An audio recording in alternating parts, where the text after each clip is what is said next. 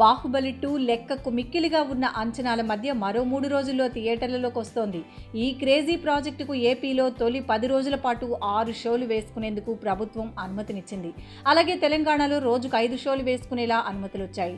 ఈ షోల పర్మిషన్ విషయంలో ఏపీలో పెద్ద రచ్చే జరుగుతోంది. బాహుబలి 2కి ఏపీలో 6 షోలు అనుమతించడంపై ప్రేక్షకుల సంఘం అభ్యంతరం వ్యక్తం చేసింది.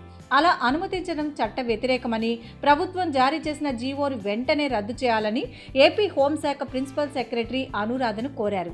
సినిమా థియేటర్లలో షోల ప్రదర్శన వేళలపై చట్టంలో స్పష్టమైన అంశాలున్నాయన్నారు.